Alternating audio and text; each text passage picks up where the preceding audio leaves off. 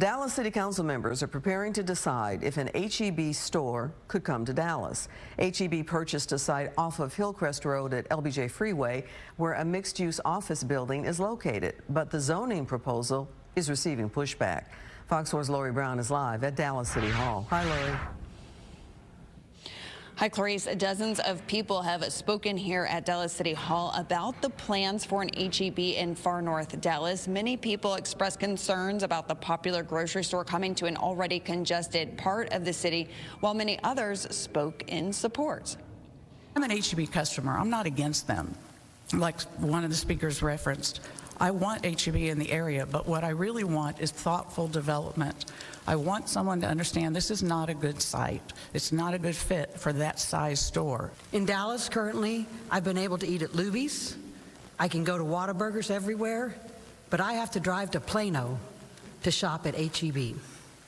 H-E-B is an amazing company. They truly value their employees and the communities they are part of. We've learned the plans for H-E-B have already displaced a nonprofit that supports foster children in Dallas County. Many years ago, in 2008, there was an accident that killed a family of 5.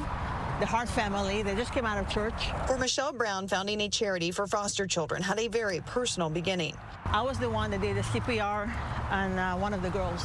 That's how I started the charity. Now her organization that has been providing food, clothing, and school supplies to foster children in Dallas County needs help of its own. H-E-B acquired this property, and they told us in September to find a new place, a new office, because this will be demolished in December. While the nonprofit Foster Kids Charity did find new office space, their truck that serves as a collection site for donations is no longer operable. The truck came out to about $5,000, and we wanted to make sure that we have enough funds for the children versus spending it on the truck. So we were not able to, we had to choose one or the other, and we chose the children. Brown says they removed all the donations from the truck since the property manager has said if it is not moved, it will be towed. We're in a bind because we cannot take it to the new place, but we have to remove it from here.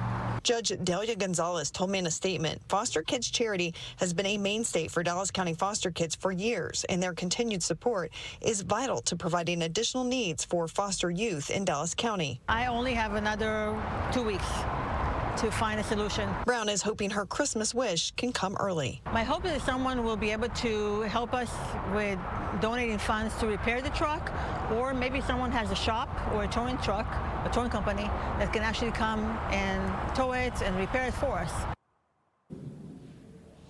Council members are now discussing whether or not to approve H-E-B's rezoning request, and the councilman who represents the area has recommended a denial without prejudice in hopes that the two sides can come together on an agreement. That discussion now is ongoing. Clarice. Lori Brown live in the flag room at Dallas City Hall. Lori, thank you.